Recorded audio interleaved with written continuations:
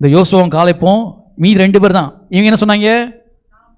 கண்டதை பேச மாட்டேன், அவர் சொன்னதை பேச போறேன் சொல்றாங்க. அவர் நம்மோடு கூட இருந்தால் எளிதாய் நான் ஜெயிப்போம். கானா தேசத்தை பத்தி பேசுறாங்க. அவர் நம்மோடு கூட இருந்தா எளிதாய் பெற்றுக்கொள்வோம், ஜெயிப்போம். ஏன் கத்தர் மற்றவங்க சொல்லலையா? அவங்க கூட கத்தர் இல்லையா? அவங்களோட கத்தர் இருந்தாரா இல்லையா?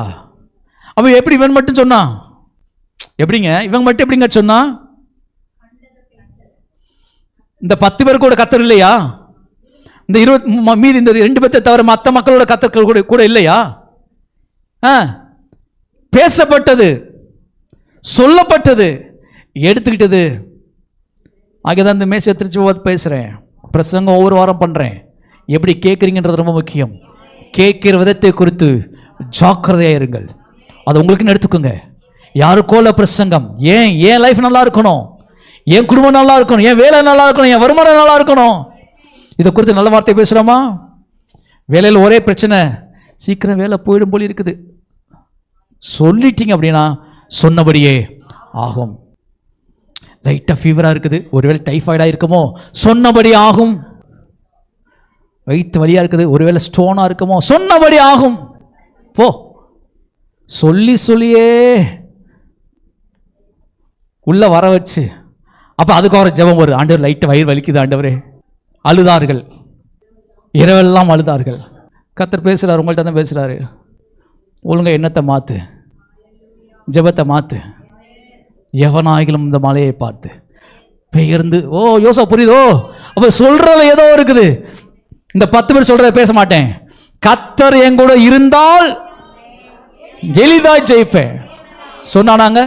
அவன் ஜெபிச்சானாங்க. நடந்த சம்பவம் என்ன? சொன்னான், சொன்னபடியே ஆயிற்று. சொன்னான், இன்னும் போகல. இதுல ஒரு வார்த்தை சொன்ன பாருங்க, எனக்கு ரொம்ப சர்ப்ரைஸான ஒரு வேர்டு. 9 வாசிங்கம்மா. கர்த்தருக்கு விரோதமாக மாத்திரம் கலங்க பண்ணாதிருங்கள். துர்ச்செய்தி பேசுவதுக்கு பேர் என்ன? கர்த்தருக்கு விரோதமாக கலகம் பண்ணுவது. விசுவாசிகள் அனைவரும் அப்படியே ஜெபிக்கிறீங்க, ஆண்டவரே நான் கஷ்டப்படுறேன்.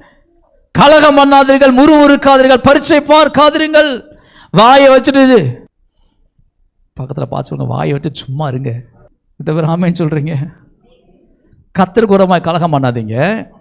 அந்த தேசத்தின் ஜனங்களுக்கு, கவனிங்க, வாசிங்கம்மா, தயவுசெய்து வாசிங்க. அந்த தேசத்தின் ஜனங்களுக்கு நீங்கள் பயப்பட வேண்டியதில்லை.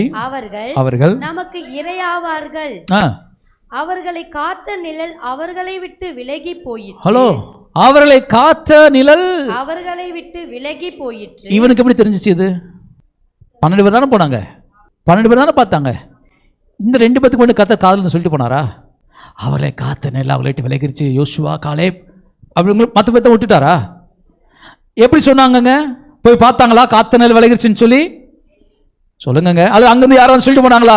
எங்களை காத்த நிழல் எங்களை விட்டு விலகிச்சு சொல்லிட்டு போனாங்களா?